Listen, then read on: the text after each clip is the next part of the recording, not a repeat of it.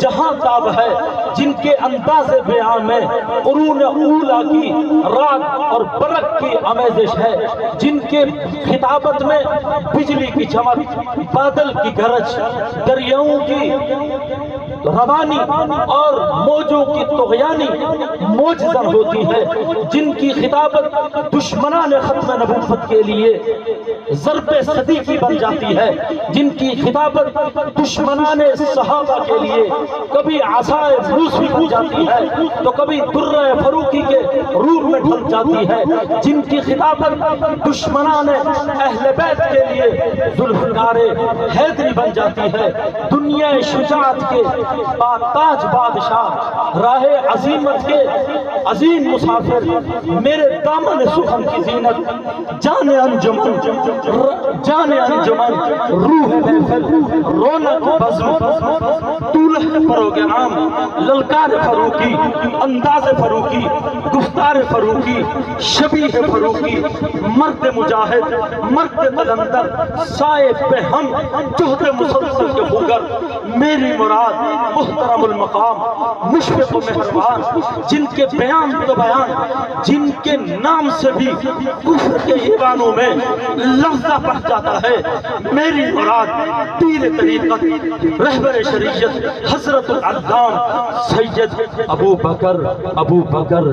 بکر شاہ صاحب تشریف لاتے ہیں۔ میں ایک بار شہزادہ اہل سنت، فخر اہل سنت حضرت مولانا سید ابو بکر شاہ صاحب۔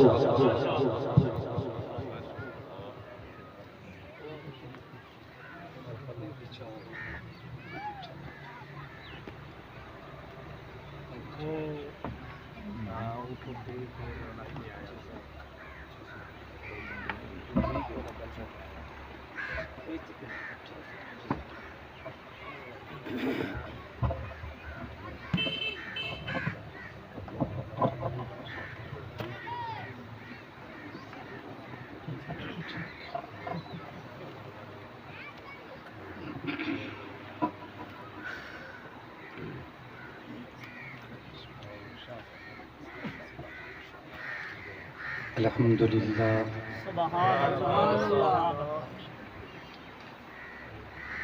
الحمدللہ وکفا والصلاة والسلام علی سید الرسل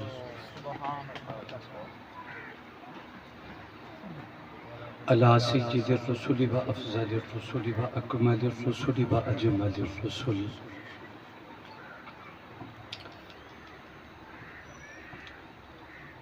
وأجمل الرسل وخاتم الأنبياء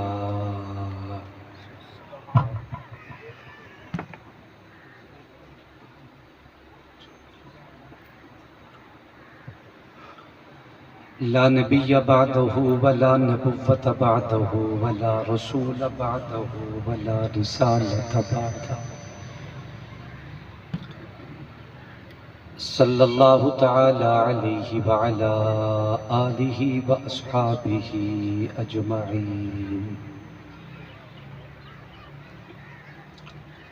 اما بعد فاعوذ باللہ من الشیطان الرجیم، بسم اللہ الرحمن الرحیم۔ قل لا أسألكم عليه أجرا إلا المودة في القربى۔ قال الله تبارك وتعالى في مقام آخر، إنما يريد الله ليذهب عنكم الرجس أهل البيت عنكم الرجس أهل البيت ويطهركم تطهيرا۔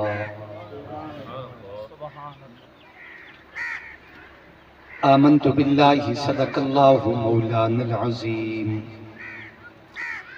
وبلغنا رسوله النبي الكريم ونحن ولا ذلك لمن الشاهدين والشاكرين والحمد لله رب العالمين۔ درود پاک بآواز بلند، اللہم صل علی محمد وعلی آل محمد كما صليت على إبراهيم وعلى آل إبراهيم إنك حميد مجيد اللهم بارك على محمد وعلى آل محمد كما باركت على إبراهيم وعلى آل إبراهيم إنك حميد مجيد.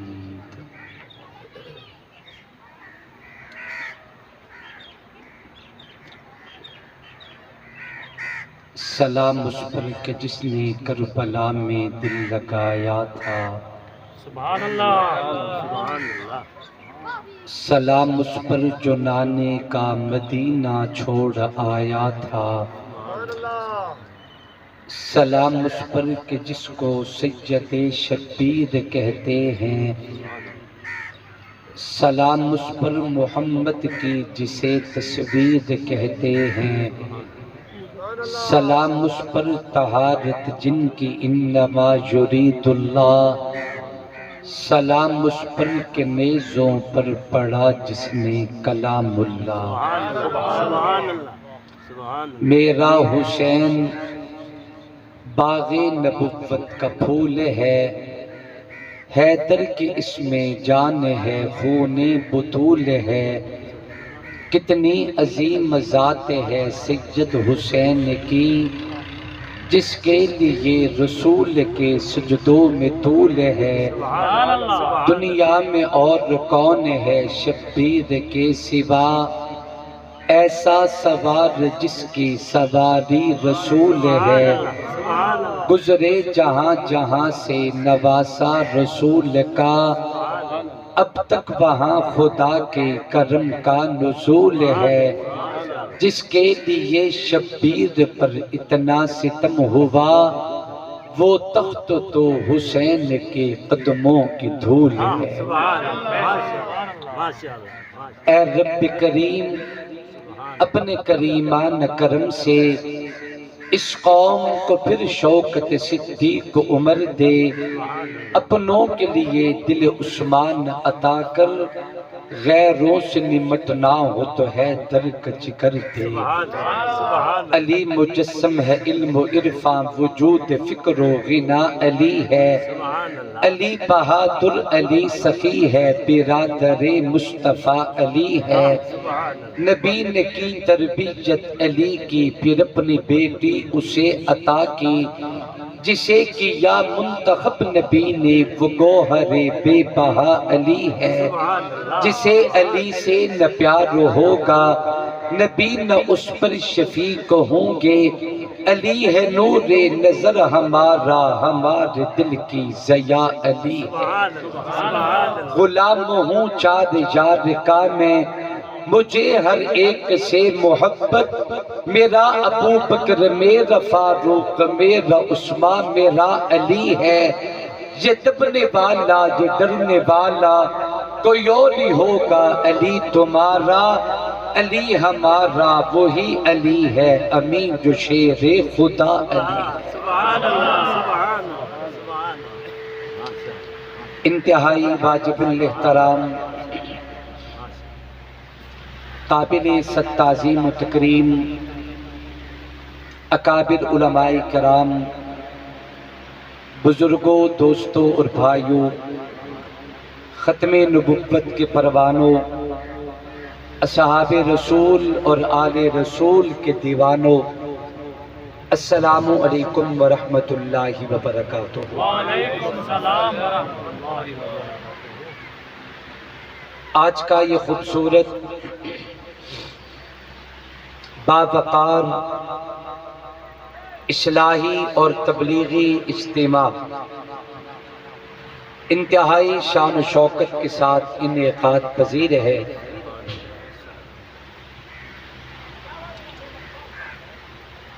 میزبان دوستوں کے ساتھ ساتھ مخدوم العلماء، محبوب الصلحاء، محب محبوب العلا، یادگار اسلاف، میرے اسٹیج اور ممبر کی زینت حضرت اقدس حضرت مولانا قاری محمد کفایت اللہ صاحب، دامت برکاتہم العالیہ، جن کی محبت بھرے حکم پہ اللہ تبارک و تعالی نے ایمان بھرے چہروں کے دیدار کا موقع عطا کیا ہے۔ دعا کریں اللہ تبارک و تعالی ہم سب کی حاضری اپنی دربار میں قبول و منظور فرمائیں۔ دل سے دعا کریں اللہ شرح صدر اور صحت کے ساتھ جو کچھ میرا مالک میرے اور آپ سب کے لیے پسند کرے، اللہ وہ جملے میری زبان سے کہلوائے، اس کے بعد ہم سب کو سن کے سمجھ کے اس پہ عمل کرنے کی توفیق عطا فرمائے۔ مجھ سے پہلے قابل قدر علماء کرام، شعراء عظام اپنے اپنے وقت پہ اپنے اپنے خیالات کا اظہار فرما چکے ہیں۔ وقت کافی گزر چکا ہے، آپ حضرات کئی گھنٹوں سے یہاں تشریف فرما ہیں اور گرمی کی شدت میں بیٹھ بیٹھ کے یقیناً انسان تھک جاتا ہے۔ آپ حضرات کی تھکاوٹ کا مجھے لحاظ ہے، میں کوئی لمبی چوڑی گفتگو کرنے کا ارادہ نہیں رکھتا، میں چاہوں گا کہ صرف 2-2.5 گھنٹوں میں ہی آپ کی جان چھوڑ دیں، چونکہ آپ تھکے بیٹھے ہیں نا، نہیں آپ چونکہ تھکے بیٹھے ہیں اس لیے میں نے فیصلہ کیا ہے کہ 2-2.5 گھنٹے میں ہی آپ کی جان چھوڑ دی جائے۔ کیا خیال ہے؟ کچھ دیر سنیں گے آپ؟ یہ تھوڑا سا ایکو آہستہ، تھوڑا سا، میں چونکہ بے سرا آدمی ہوں تو بس آواز صاف سمجھ آ جائے، اتنا کافی ہے۔ اللہ راضی ہے۔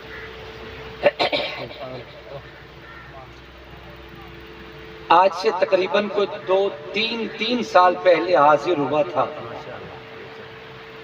اسی منبر پہ، اسی پنڈال میں، اور اس وقت ماحول کچھ اور تھا۔ آج تک رونقاں بڑی ہوئی ہیں ماشاءاللہ۔ اللہ آپ کو مزید برکتیں نصیب فرمائے۔ مجھے دوستوں نے جو عنوان دیا ہے ذکر اہل بیت رسول صلی اللہ علیہ وسلم، میں چاہوں گا کہ اس حوالے سے چند باتیں آپ کے سامنے عرض کروں۔ اہل بیت کا معنی قرآن مجید میں ہے۔ میں نے جس آیت مبارکہ کا سہارا لیا، اللہ نے اس آیت مبارکہ میں انما یرید اللہ لیذھب عنکم الرجس اہل البیت ویطہرکم تطہیرا، اہل بیت کا معنی میں آگے چل کے عرض کروں گا، لیکن فی ذات ہی یہ لفظ قرآن مجید کے پاروں میں ہے۔ گویا کہ آپ یوں کہیے کہ لفظ اہل بیت یہ قرآن ہے۔ بولیے بولیے بولیے ذرا محبت سے۔ اور قرآن بھی قرن سے ہے۔ قرآن کو قرآن بھی اس لیے کہتے ہیں کہ اسے بار بار پڑھا جاتا ہے۔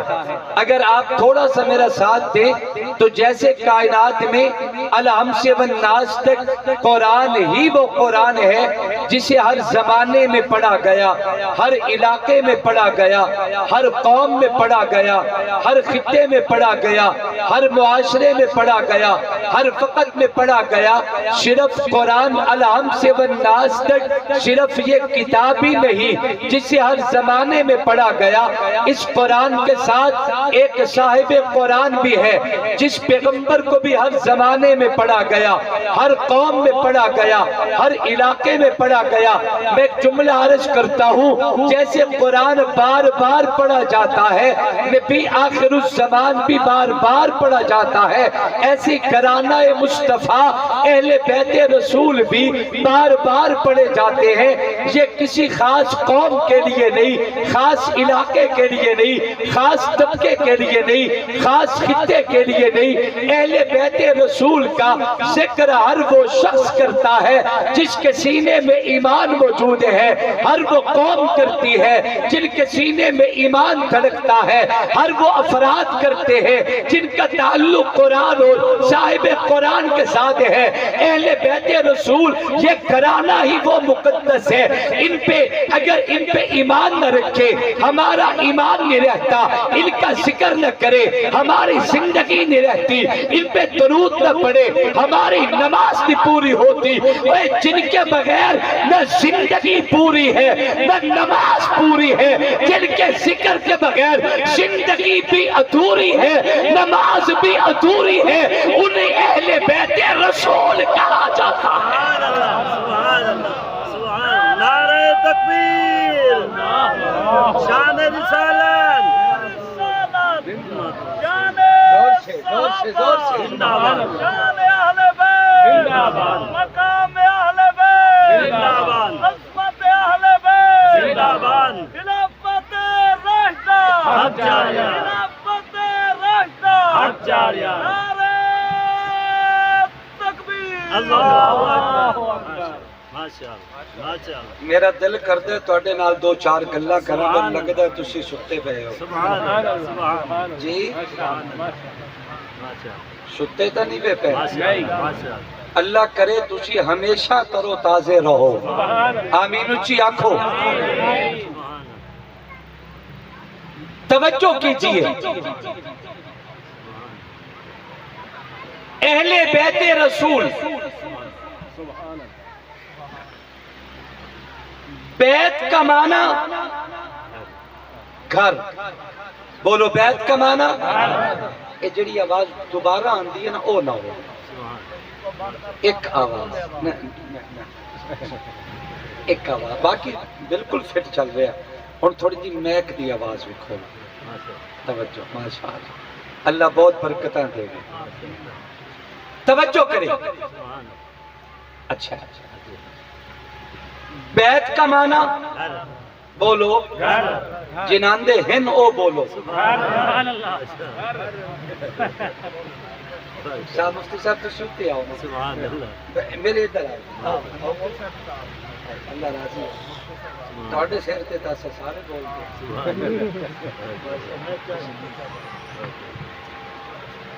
بیت کا معنی جناندے ہن نو بولو، سارے نہ بولو، جناندے ہن نو بولو، جناندے اپنے نو بولو، اللہ سارے نو اپنا گھر دے وے، آمین اچھی آنکھو۔ بیت کا معنی گھر، اور اہل نسبت کے لیے ہوتا ہے، سبحان اللہ، سبحان اللہ، اہل نسبت کے لیے ہوتا ہے، یعنی اس کا معنی صاحب نسبت والا، گھر والا، گھر والے، اہل بیت، بیت والے، گھر والے، توجہ کریں۔ اب اگر میں پوچھوں کہ گھر والے کون ہیں، رسول کے، رسول کے گھر والے کون ہیں، تو ہر بندہ اپنے مطلب کی بات کہے گا، کوئی کہے گا یہ گھر والے یہ نہیں، کوئی کہے گا یہ گھر والے یہ نہیں، لیکن میں اہل کا معنی نسبت کے لیے نہیں کرتا، اہل کا معنی والے نہیں کرتا۔ حضرت مفتی صاحب میں ایک جملہ عرض کرتا ہوں، اگر توجہ کرے میری ہاں میں ہاں ملائے اور بات سمجھ آئے تو مجھے ذرا مجھے سہارا دے اور مجھے احساس دلائے کہ ہم بات سمجھ رہے ہیں۔ ہمارے معاشرے میں یہ اہل کا معنی ایک اور جگہ پہ اہل کا لفظ استعمال ہوتے ہیں، مثال کے طور پہ میرے معاشرے میں یہ لفظ ایک اور مقام پہ استعمال ہوتے ہیں، یہ نوجوان اس کام کے اہل نہیں، یہ بچہ اس کام کے اہل نہیں، توجہ، یہ بچہ اس کام کے اہل نہیں۔ اگر آپ یہ کام کروانا چاہتے ہیں تو یہ کام اس نوجوان کے ذمہ لگاؤ، وہ اس کام کے اہل ہے، یعنی کام چونکہ اعلیٰ ہے، ہر بندہ اس کے اہل نہیں، آپ اس کے ذمہ لگائیں، وہ اس کام کے اہل ہے۔ میں آپ سے پوچھتا ہوں، یہ بچہ اس کام کے اہل نہیں، اس اہل کا کیا معنی؟ میں ذرا آپ کی کی بات اپنی زبان میں عرض کرتا ہوں، یعنی جو آپ کہنا چاہتے ہیں وہ آپ کے جملے میں ادا کر دیتا ہوں۔ یہ بچہ اس کام کے اہل نہیں، کیا مطلب اس کام کے لائق نہیں، اس کام کے قابل نہیں، یہ نوجوان اس کام کے اہل ہے، کیا مطلب اس کام کے لائق ہے، اس کام کے قابل ہے، کیا مطلب ایک مسئلہ سمجھ آیا؟ اہل کا معنی صرف والے نہیں ہوتا، اہل کا معنی لائق بھی ہوتا ہے، اہل کا معنی قابل بھی ہوتا ہے۔ اب ذرا معنی کیجئے اہل بیت رسول کا، اہل بیت رسول کا کیا معنی؟ اہل بیت رسول، رسول کے گھر کے قابل، اہل بیت رسول، رسول کے گھر کے لائق، نبی کے گھر کے لائق کون تھے؟ نبی کے گھر کے قابل کون تھے؟ میں سوال آپ سے کرتا ہوں، آپ بتائیں نبی کے گھر کے قابل کون ہے؟ نبی کے گھر کے لائق کون ہے؟ میں 100 باتیں نہیں کرتا، میں 100 کے جملہ کہتا ہوں تاکہ بات ہر دل میں اتر جائے۔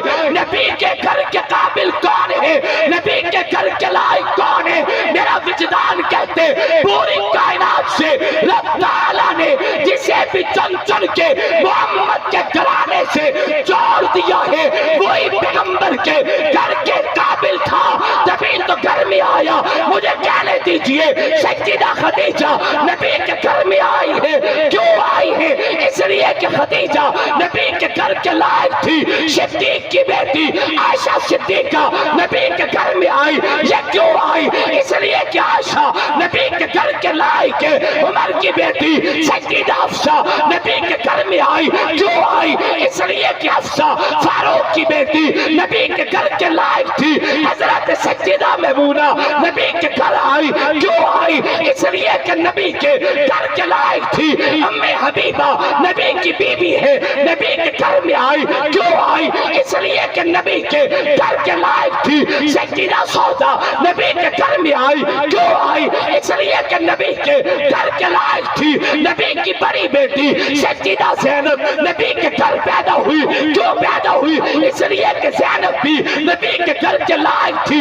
سیدہ رقیہ نبی کے گھر پیدا ہوئی، کیوں پیدا ہوئی؟ اس لیے کہ نبی کے گھر کے لائق تھی۔ سیدہ ام کلثوم، سیدہ فاطمہ الزہرا، جناب امام حسن، امام حسین، سیدہ زینب یہ پیغمبر کے گھر میں آئے، کیوں آئے؟ اس لیے کہ نبی کے گھر کے لائق تھے۔ مجھے کہنے دیجئے اختلاف کوئی نہیں، تیری اور میری کی بات نہیں ہے، شکوہ کوئی نہیں۔ میں دو ٹوک واضح اعلان کرتا ہوں، پوری کائنات سے نبی کی ازواج میں ہو، تب بھی اولاد میں ہو، تب بھی بیٹوں میں ہو، تب بھی بیٹیوں میں ہو، تب بھی نوازوں میں ہو، تب بھی جو پیغمبر کے گھر میں آئے انہیں کے بارے میں کہہ دیا جائے یہ پیغمبر کے گھر کے لائق تھے، تبھی تو اللہ نے اہل بیت رسول بنایا ہے۔ نعرہ تکبیر، شان محمد مصطفیٰ، عظمت محمد مصطفیٰ، اہل بیت رسول، ازواج رسول، بنات رسول، جماعت رسول، نعرہ تکبیر۔ پیغمبر کی اہل بیت کون؟ جو نبی کے گھر کے لائق۔ نہیں توجہ میں اللہ نے جنہیں گھرانہ مصطفیٰ سے جوڑا، تھوڑی توجہ ہی کوئی نہیں۔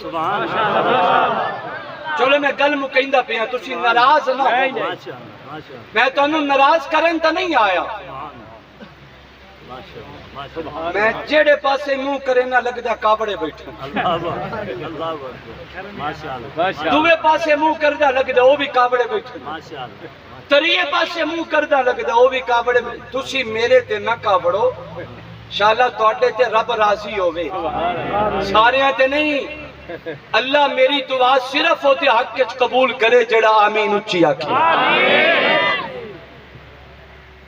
تھکا اسٹارٹ مجمع میرا ماشاء اللہ۔ توجہ کریں، قرآن مجید میں اللہ نے ایک اور مقام پہ اعلان فرمایا. اللہ فرماتے ہیں قل، میرے لاڈلے اور پیارے نبی، آپ اپنی زبان سے اعلان کیجئے، امت کے لوگوں، لا اسألکم علیہ اجرا، میں اپنی محنت کا اجر آپ سے نہیں مانگتا.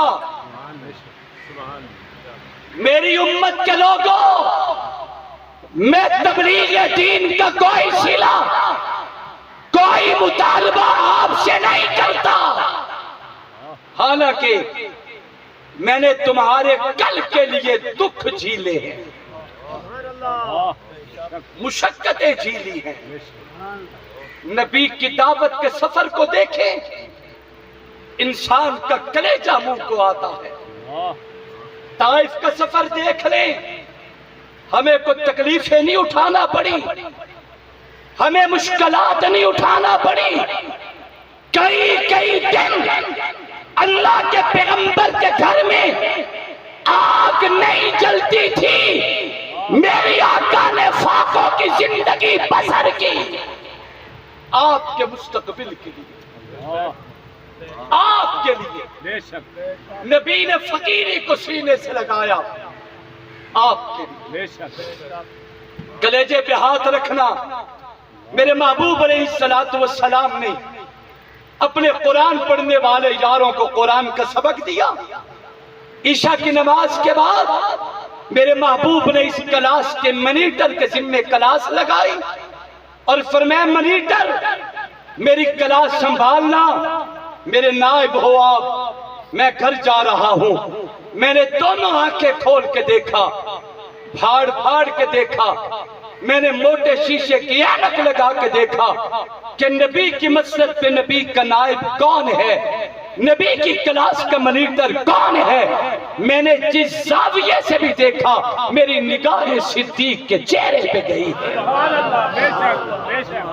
نبی جنہیں اپنا ثانی کہیں اسے صدیق کہا جاتا ہے. نبی جنہیں اپنا نائب بنائے انہیں صدیق کہا جاتا ہے. نبوت جنہیں اپنی مسند پہ بٹھائے انہیں صدیق کہا جاتے. میری آقا اپنے ہاتھوں سے جن کے حوالے مسلح کرے انہیں صدیق کہا جاتے. نبی کی بابرکت مبارک دنیاوی زندگی میں جو 17 نمازیں آقا کے ہوتے امت کو پڑھائے اسے صدیق کہا جاتے. بلکہ میں ایک اور جملہ کہتا ہوں، میری جان علی ہے، میرا مان علی ہے، میری عزت علی ہے، میری بقا علی ہے، میری بلندی علی ہے، میرا دین علی ہے، میری شان علی ہے، میری شوکت علی ہے، میری دنیا علی ہے، میری آخرت علی ہے، میری نجات علی ہے، میری وابستگی علی کے ساتھ ہے. اور میرا شیر بزدل نہیں ہے، میرا پیر بہادر بھی ہے، نگر بھی ہے، ببر شیر بھی ہے. میرا پیر علی کسی کے ڈرانے سے ڈرتا نہیں ہے. جو رب کا شیر ہو اسے کون نیچا دکھا سکتے، جو رب کا شیر ہو اسے کون بچھاڑ سکتے. علی کسی سے ڈرنے والا نہیں ہے. لیکن میں نے 2.5 سال تک پہلی صف میں کھڑے حیدر کرار کو دیکھا، اسی صدیق کے پیچھے علی کھڑے ہو کے نماز کی نیت کرتے ہوئے یہ لفظ ادا کرتا ہے کہ پیچھے ایسے امام دے اللہ اکبر. نعرہ تکبیر، شان محمد مصطفیٰ، مقام محمد مصطفیٰ، امامت صدیق. گلی گلی نگر نگر، گلی گلی نگر نگر، نگر نگر گلی گلی. توجہ توجہ توجہ. میں نے آنکھیں پھاڑ کے دیکھا. نبی نے کلاس جس منیٹر کے حوالے کی اسے صدیق کہا جاتا ہے. میرے آقا نے فرمایا سنبھالو اپنی کلاس، میں گھر جا رہا ہوں. 10 قدم کے فاصلے پہ نبی کا گھر ہے. جنہوں نے نہیں دیکھا میں دعا کرتا رب توانو وکھاوے صدیق دی دھی دا کر. نہیں بول دے یارو، نہیں بول. توجہ کریں، یہ مقدرہ دے سودن ازل تو ہو گئے. اصل تو ہو گئے پریشان ہومن دی لوڑ کوئی نہیں، کوئی قریب دا کوئی دور دا، کوئی ایتو دا کوئی اوتو دا، نا پریشان ہومن دی کوئی لوڑ نہیں، اے اصلان دے فیصلے نے رب کر کے سبحان اللہ نہیں آکھ دے پہ توجہ کریں۔ میرے آقا نے فرمایا ابو بکر اپنی کلاس سنبھالیں، میں گھر جا رہا ہوں، میں بتا رہا ہوں کہ تمہارے لیے نبی نے کتنی مشقتیں کی۔ قرآن کہتے ہیں لا اسألکم علیہ اجرا، اتنا کچھ بھی کیا میری امت کے لوگوں، میں کسی بات کا صلہ نہیں مانگتا، کوئی بدل نہیں، کسی بدل کے مطالبہ اور سوال کوئی نہیں، ہو گیا مگر جو رسول نے مانگا اور قرآن نے بتایا، آگے چل کے عرض کروں گا تیرا ایمان تازہ ہو جائے۔ سبحان اللہ۔ نبی اپنے گھر میں چلے گئے، صدیق اکبر کے پاس ایک غریب سے صحابی اٹھ کے آیا، تن پہ پورے کپڑے بھی نہیں تھے، کہتے ابو بکر ذرا کان قریب کرے، مجھے اعلانیہ کہتے حیا آتی ہے، میں کان میں کہوں گا۔ صدیق نے اس کے قریب کان کیا، اس نوجوان نے پھوٹ کے رونا شروع کیا اور کہتے ایک دن ایک رات 24 گھنٹے ہو چکے ہیں، میرے پیٹ میں روٹی کوئی نہیں، میرے بچے بھوکے بیٹھے ہیں، ہمارے پاس کھانے کی شے کوئی نہیں۔ صدیق اکبر نے سنا تو آنکھوں میں آنسو آ گئے، ابو بکر نے پکڑ کے سینے سے لگایا، پیشانی کو چوم کے کہا میرے یار تیرے گھر میں ایک دن سے فاقہ ہے، ابو بکر کے گھر 2 دن سے فاقہ ہے۔ جب یہ ایمان لائے تھے مکہ کے سب سے بڑے تاجر تھے اور مکہ کے چوک میں 4 کپڑے کی بڑی دکانوں کا مالک ابو بکر صدیق تھا۔ وہ وقت بھی اسلام نے دیکھا کہ صدیق رو کے کہتے ہیں میرے پیٹ میں روٹی کوئی نہیں، 2 دن سے صدیق کے گھر میں فاقہ۔ صدیق نے اس نوجوان کا ہاتھ پکڑا، فرمایا ہم چپکے سے اٹھتے ہیں، جا کے اللہ کے نبی کے دروازے پہ دستک دیتے ہیں، شاید نبیوں کے سلطان کے گھر سے ہمیں کچھ کھانے کو مل جائے۔ صدیق اکبر اس غریب کو لے کے حضور کے گھر پہنچے، رات عشاء کے بعد کا وقت ہے، مجھے دیکھنا ذرا۔ جا کے ابو بکر نے دروازے پہ دستک دی، میرے آقا باہر تشریف لائے، حضور نے تو دیکھا تو حیران ہو گئے، ابو بکر یہ سارے پڑھنے والے 70 صحابہ کو لے کے میرے دروازے پہ، وہ تو سارے چل دیے، کیسے آئے؟ ابو بکر نے اب پیچھے دیکھا، کہتے میں تو محبوب ایک کو لایا تھا، یہ سارے اٹھ کے آ گئے۔ آقا نے فرمایا ابو بکر کیسے آئے؟ عرض کرتے ہیں محبوب اس شخص نے مجھے روٹی کا سوال کیا، میرے گھر میں شے کوئی نہیں، میں آپ کی دربار میں لایا ہوں۔ میرے محبوب نے فرمایا ابو بکر جا اپنی بیٹی عائشہ سے پوچھ لے، تمہارے گھر تو 1 یا 2 دن سے فاقہ ہے، محمد کے گھر 4 دن سے فاقہ۔ قدموں میں اشرفیوں کا ڈھیر لگا ہوا، 3 دن سے پیٹ پر پتھر بتا ہوا ہے، دوسروں کے واسطے شیم و زر و جوہر، اپنا یہ حال ہے کہ چولہا بجھا ہوا، اتنے فاقے نبوت جھیلے، لا اسألکم علیہ اجرا۔ میری امت کے لوگوں میں آپ سے کسی بدل کا سوال نہیں کرتا، کلیجے پہ ہاتھ رکھنا ذرا۔ ایک دن میرے محبوب اپنے گھر سے نکلے، تڑپ جاؤ گے خدا کی قسم، جن لوگوں پہ ایمان رکھتے ہو، جن کا ذکر نہ کرے تو ہمارا ایمان نہیں بچتا، جن پہ درود نہ پڑے، آل محمد کے درود کے بغیر ہماری نماز مکمل نہیں ہوتی۔ میرے محبوب اپنے گھر سے نکلے، ادھر سے صدیق اکبر آئے، ادھر سے فاروق اعظم آئے، یہ تینوں لوگ یار ہاتھوں میں ہاتھ ڈال کے جا رہے تھے۔ ایک صحابی سامنے ان کا گھر ہے، انہوں نے محبوب کی چال ڈھال کو دیکھا، آتے نبوت کی چاند کو پہچان گئے کہ لگتا ہے محبوب کے گھر میں فاقے چل رہے ہیں، نبی کے پیٹ میں روٹی کوئی نہیں۔ یہ صحابی دوڑ کے آئے، عرض کرتی ہے محبوب میری دعوت قبول کریں، میں آپ کا کھانا پکانا چاہتا ہوں۔ میرے آقا نے اس کی دعوت کو قبول کیا، مجھے دیکھنا تڑپ جاؤ گے۔ آقا نے اس کی دعوت کو قبول کیا، وہ صحابی محبوب کو اپنے گھر لے گیا۔ صدیق عمر نبی کے ساتھ ہیں، اس نے اپنی بیوی کو کہا جلدی کرو، آٹا گوندو، تندور تیار کرو، میں جلدی سے بکری کو ذبح کرتا ہوں، کھانا تیار کریں، میرے پیغمبر کو فاقے ہیں، کئی دنوں سے اللہ کے نبی کے پیٹ میں روٹی کوئی نہیں، میں پیغمبر کے چہرے کی نکات کو دیکھ کے برداشت نہیں کر سکا، جلدی سے کھانا تیار کریں۔ اتنے میں اس صحابی نے کھجوروں کا خوشہ اٹھایا، آ کے دسترخوان بچھایا، یہ کھجوروں کا خوشہ اللہ کے پیغمبر کے سامنے رکھا، ہاتھ جوڑ کے کہتے اللہ کے نبی آپ کھجوریں تناول کریں، میں اتنے میں کھانا تیار کرتا ہوں۔ اپنی بیوی کو لے کے اس نے جلدی سے کھانا تیار کیا، بکری کو ذبح کر کے انہوں نے سالن پکایا، بکری کا گوشت تھا، انہوں نے روٹیاں بنائی، تندور کی تازہ روٹیاں تھی۔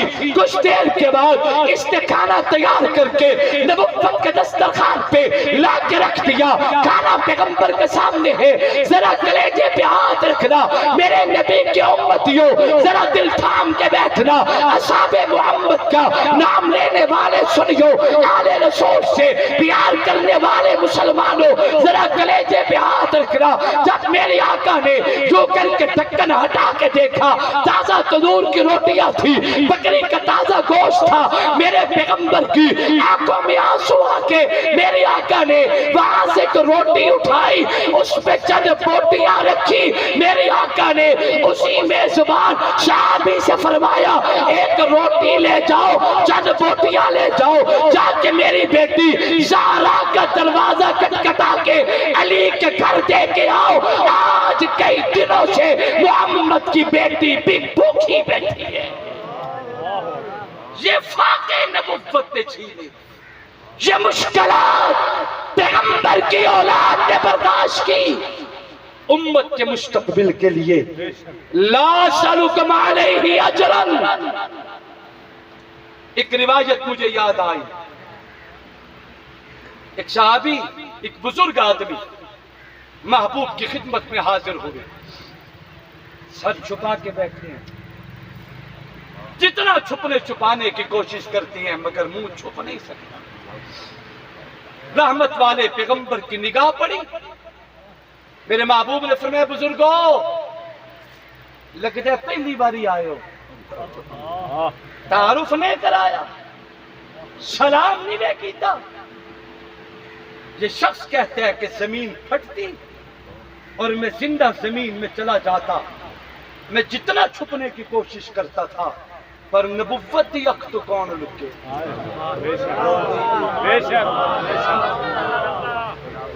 نبوت کی آنکھوں سے کون چھپے۔ میرے محبوب نے فرمایا تعارف نہیں کراتے۔ اب یہ صحابی، یہ بزرگ روئے، کہتے ہیں محبوب میں اس بدبخت قبیلے کا بندہ ہوں جس قبیلے کے لوگوں نے پیر معونہ پہ آپ کے 70 قرآن کے قاریوں کو شہید کیا تھا۔ وہ میرے قبیلے کے لوگ تھے، جب انہوں نے یہ پلان بنایا میں انہیں روکنے والوں میں تھا، شاید تبھی تو آج بچ گیا ہوں، ورنہ محبوب وہ سارے برباد ہو چکے، ان میں کوئی نہیں بچا، وہ سارے تباہ ہو گئے۔ وہ میرے قبیلے کے لوگ تھے جو نبی کی مجلس میں حاضر ہو کے کہتے ہیں محبوب ہمارا پورا قبیلہ حضرات و خواتین مسلمان ہونا چاہتے ہیں، کچھ لوگ قرآن کے قاری بھیجو، ہمارے قبیلے کے لوگوں کو کلمہ بھی پڑھائیں، قرآن بھی سکھائیں۔ میرے آقا نے اپنی جماعت کے 70 قرآن کے قاریوں کو چن چن کے بھیجا، انہوں نے پیر معونہ پہ گھات لگائی، یک لخت حملہ کیا، ایک شخص نے بھاگ کے جان بچائی، 69 قاریوں کو ذبح کر دیا۔ میرے محبوب تک جب یہ خبر پہنچی، نبی کی آنکھوں میں آنسو تھے، نگاہ اٹھی اور محبوب نے ایک جملہ کہا، اللہ طائف کی وادیوں میں مجھ پہ پتھر برسائے، میں نے شکوہ نہیں کیا، جبریل بھی آئے تھے کہ کہے تو صحیح انہیں 2 پہاڑیوں میں پیس کیا جائے، مگر وہ میری ذات پہ حملہ تھا، میں نے برداشت کیا۔ اللہ یہ میری زندگی کے پونجی تھے محمد کے ساتھ، بے شک بے شک، انہوں نے میری زندگی کی پونجی کو ذبح کر دیا، اللہ یہ تک محمد سے برداشت نہیں ہوتا، انہیں تباہ و برباد کر۔ جنہوں نے میرے محمد کے صحابہ کو ذبح کرا دیا، وہ شخص کہتے آقا کوئی نہیں بچا، سارے ذبح ہو گئے، برباد ہو گئے، کوئی اپنی اصلی حالت میں موجود نہیں۔ محبوب میں چھپتا چھپاتا آپ کی دربار میں آیا ہوں، میرا یہ نسبت کا گناہ معاف ہو سکتا ہے، مجھے معافی مل سکتی ہے۔ میرے آقا نے فرمایا یہ رحمت کے دریا کے کنارے آئے بیٹھے ہو، کلمہ رسول پڑھنا آپ کا کام ہے، آپ کی زندگی کے گناہوں پہ معافی کا کلم پھیرنا محمد کے خدا کا کام ہے، کلمہ پڑھنا ہوگا۔ یہ کہتے ہیں محبوب مجھے بھی کلمہ پڑھائیں، میرے آقا نے کلمہ پڑھایا، یہ شخص کلمہ پڑھتے ہیں اشہد اللہ الہ الا اللہ وحدہ لا شریک لہ واشہد ان محمدًا عبدہ ورسولہ، یہ بندہ کلمہ پڑھ کے اسلام میں داخل ہوتا ہے، داخلے کے بعد یہ شخص سوال کرتے آقا میں کئی دن کا پیدل سفر کر کے آیا، نہ کھانے کو روٹی تھی نہ چلنے کو سواری تھی، آقا مجھے سواری بھی دی جائے تاکہ واپسی کا سفر کر سکوں، مجھے کھانا بھی کھلایا جائے، میرے پیٹ میں روٹی کوئی نہیں۔ جب اس شخص نے روٹی کا سوال کیا، میری آقا کی متجسسانہ نگاہیں اس پورے مجمع پہ جو کر کے گھوم گئی، میری آقا نے ہر شخص کو دیکھا، گویا کہ ہر طرف سے لا کی آواز آ رہی تھی، فاقہ نبوت کے گھر میں بھی صحابہ کے گھر میں بھی یہی فاقے ہیں۔ میری آقا نے اپنے قدموں میں بیٹھے ہوئے اپنے عظیم صحابی حضرت سلمان فارسی کو فرمایا، سلمان میرے مہمان کا ہاتھ پکڑ کے مسجد سے باہر نکلو، مدینے کی گلیوں میں اس کا ہاتھ بلند کر کے یہ صدا دیجئے، ھذا ضیف رسول اللہ۔ مدینے والوں ہے تو تم میں جو اللہ کے نبی کے مہمان کو کھانا کھلائے، ہے تو تم میں۔ سلمان نے یوں پکڑ کے باہر نکلے، پہلی آواز تھی، ایک دروازے سے اندر سے دستک آیا، سلمان رک گئے، کلیجے پہ ہاتھ رکھنا، رک گئے۔ ایک چھوٹا سا بچہ باہر آیا، یہ بچہ وہ تھا اللہ کے محبوب نے جنہیں جنتی جوانوں کا سردار کہا۔ یہ کہتے ہیں بابا سلمان رکو، میری اماں فرماتے ہیں رکو، نبی کے مہمان کا کھانا میں تیار کروں، اگر آپ تھک گئے ہیں تو اگلے سال کے لیے رکھو۔ ماشاءاللہ ماشاءاللہ ماشاءاللہ کا معنی جان چھوڑو یا لگے رہو؟ اچھا چلیں پھر تسی بھی تھوڑا تھوڑا لگے رہو۔ ماشاءاللہ سبحان اللہ۔ رکیں، میری امی فرماتی ہے میں کھانا تیار کرتی ہوں، میں تیار کرتی ہوں۔ اتنے میں یہ بچہ دوبارہ باہر آیا، ایک چادر سینے سے لگائے ہوئے، کہتے ہیں میری امی کہتی ہیں یہ سامنے چوک میں ایک دکان ہے پرچون کی، وہاں لے جاؤ، یہ میری چادر بیچ دو، اس کے بدلے میں جو آٹا بنتا ہے وہ لے آؤ تاکہ نبی کے مہمان کا کھانا تیار ہو۔ محبوب کی امتیوں ہم نے کچھ نہیں دیکھا، مصطفیٰ اور نبی کے یاروں نے، نبی کے گھرانے نے اتنی مشقتیں کی. حضرت سلمان اس چادر کو لے کے چلتے ہیں، آنکھیں برس رہی، پرچون کی دکان پہ جا کے کہتے ہیں یہ چادر رکھ لو، اس کے بدلے میں آٹا دے دو. وہ یہودی تھا دکان والا، کہتا ہے سلمان یہ چادر کس کی ہے؟ فرمایا ہم گھر کی باتیں باہر نہیں بتایا، مجھے اس کے بدلے میں آٹا دے دو، نبی کا مہمان بھوکا ہے، انہیں کھانا کھلائیں. یہ یہودی کہتے ہیں اچھا مجھے دیکھنے کی اجازت ہے کہ یہ چادر کس کی؟ سلمان کہتے ہیں اجازت ہے. وہ یہودی اندر گیا، تورات کا نسخہ اٹھا لایا، آ کے تورات بھی کھولتا ہے، اس چادر کو بھی دیکھتا ہے، ادھر تورات پڑھتا ہے، اس کے پیوند دیکھتا ہے، ادھر تورات پڑھتا ہے، اس کی خوشبو کو محسوس کرتا ہے. رو کے کہنے لگا سلمان تم اس چادر کو آٹے کے بدلے بیچنے آئے؟ جیدہ مول دوم جہانا اور پوری کائنات ہی ہودا مول کے حق ادا نہیں کر سکتے. مجھے اللہ کی کتاب تورات بتا رہی ہے آخری پیغمبر کی سب سے چھوٹی چوتھی لاڈلی شہزادی بیٹی سیدہ فاطمہ الزہرا سے اس چادر کی نسبت ہے. کون سیدہ زہرا؟ کیا سمجھو زہرا کو؟ زہرا کون تھی؟ یہ پیغمبر کی سب سے چھوٹی بیٹی ہے. زہرا کون تھی؟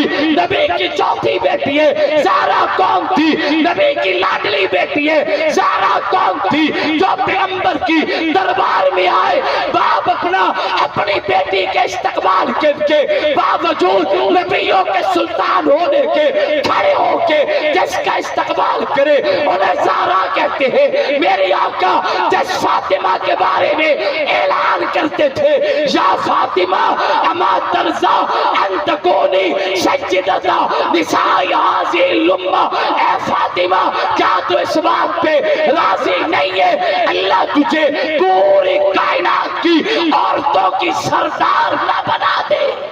نعرے تکبیر، شان محمد مصطفیٰ، بنات محمد مصطفیٰ، جماعت محمد مصطفیٰ.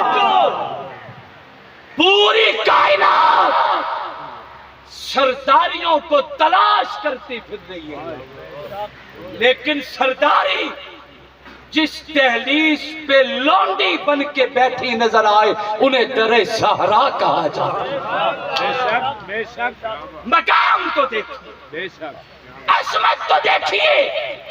مولا علی ہیں تو امت کے ولیوں کے سردار ہیں، سیدہ زہرا ہے تو جنتی عورتوں کی سردار ہیں، ابا مصطفیٰ ہے کائنات کے نبیوں کے سردار ہیں، اور بیٹے حسن و حسین ہے تو جنتی جوانوں کے سردار ہیں. جب ماں کا کردار یہ ہے تو پھر کیوں نہ گود میں پلنے والا بھی حسن بنے؟ نہیں بولتے. پھر کیوں نہ دودھ پینے والا بھی حسین بنے؟ جنہوں نے قربانیوں کی لازوال تاریخ رقم کی ہے. کون سا ستم تھا جو آل رسول پہ نہیں ٹھایا گیا؟ آل محمد نے وطن چھوڑا، کوئی اپنا گھر نہیں چھوڑا، کوئی اپنا گھر نہیں چھوڑ دے. آپ لوگوں میں کون لوگ ہیں جنہوں نے مدینہ دیکھا؟ تھوڑا جا ہاتھ اچھا کرو، مدینہ دیکھا کیا من آلے ہو.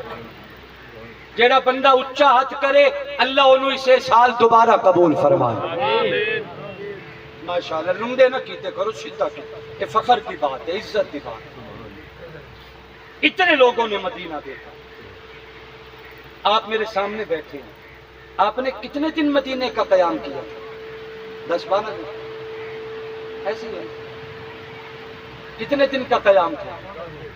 14 دن، 10 دن، یعنی 10 12 14 دن کا قیام مدینے کا.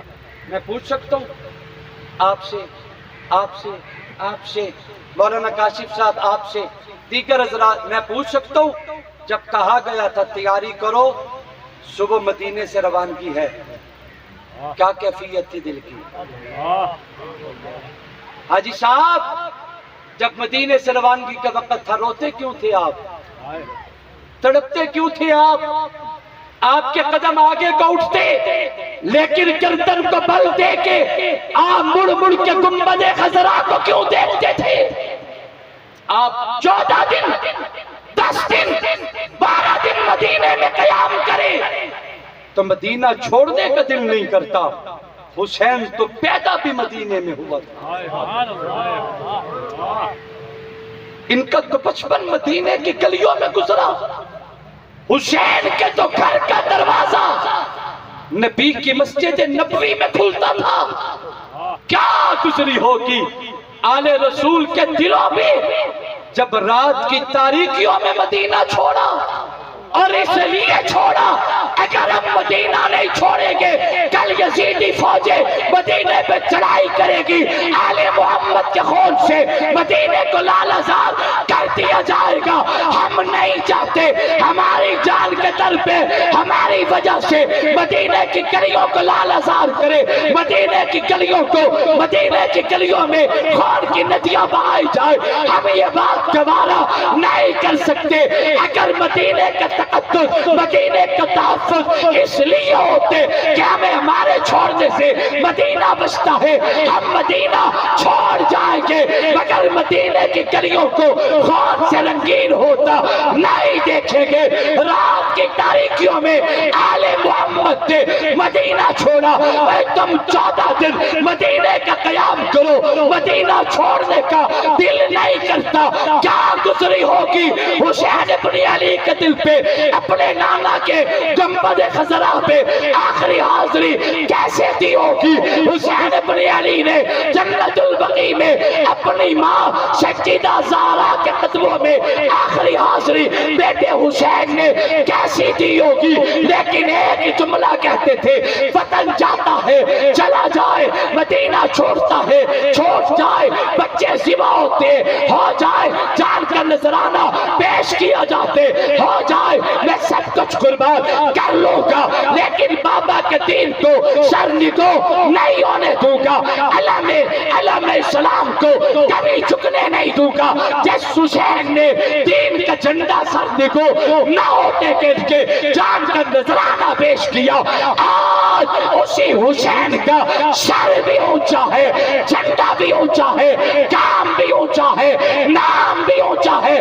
کوئی دو رائے نہیں، واضح لفظوں میں اعلان کر کے کہتا ہوں، جن لوگوں نے آل محمد کو شہید کیا، جن لوگوں نے خاندان رسول کو ذبح کیا ہے، جن لوگوں نے حسین ابن علی کے مقدس نبوت کے خون سے اپنے ہاتھوں کو رنگین کیے، اس کا کوئی بھی نام ہو، وہ یزید ہو تب خالی ہو، تب ابن زیاد ہو، تب شیمن لعین ہو، تب کوئی دو رائے نہیں، واضح اعلان کرتا ہوں، ہم حسین کے قاتلوں پہ لعنت کرتے ہیں، حسین کے عزت کو سلام پیش کرتے ہیں۔ نعرہ تکبیر، کربلا کا شاہ حسین، کربلا کا شاہ حسین، تیرا حسین میرا حسین، تیرا حسین میرا حسین، نعرہ تکبیر۔ جو لوگ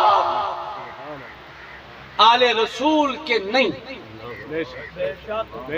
ہمارا بھی ان سے کوئی تعلق نہیں، زور سے ہمارا بھی ان سے کوئی تعلق نہیں ہے، ہم آل رسول کے در کے نوکر، جب تک دنیا میں زندہ رہیں آل محمد کو عقیدت کا سلام کرتے ہیں۔ میری اساس حسین ہے، میری جان حسین ہے، میرا ایمان حسین ہے، میرے مقدر کی معراج حسین ہے، میرا نصیب حسین ہے، میری عقبہ حسین ہے، میری نجات محبت حسین ہے۔ ہم حسین کی محبت کا دم بھر کے جئیں گے، حسین کی طرح حسین کے نانا کے دین پہ مٹ جائیں گے۔ جو مٹتا ہے در حقیقت وہ مٹتا نہیں، وہ دنیا میں باقی رہتا ہے۔ آج مٹانے والے مٹ چکے۔ کون تھا یزید؟ کون تھا ابن زیاد؟ ہر گلی میں حسین رہتا ہے، ہر محلے میں حسین نظر آئے گا۔ ہر شہر میں حسین نظر آئے گا، ہر علاقے میں حسین نظر آئے گا۔ اس مجمع میں کتنے حسین نام کے حسین کے غلام نظر آئیں گے۔ حسین کل بھی زندہ باد تھا، حسین آج بھی زندہ باد ہے۔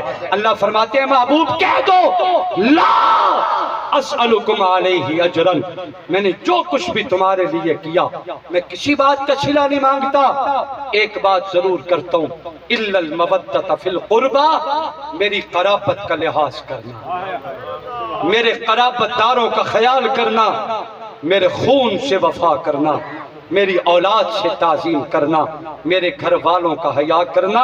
محمد اپنے پیاروں کا مزید دکھ برداشت نہیں کر سکتا۔ اللہ میری آپ سب کی حاضری اپنی دربار میں قبول کرے۔ کوئی بندہ نہ اٹھے، بیٹھے رہے، بیٹھے رہے، ایسا نہیں، اطمینان سے بیٹھے۔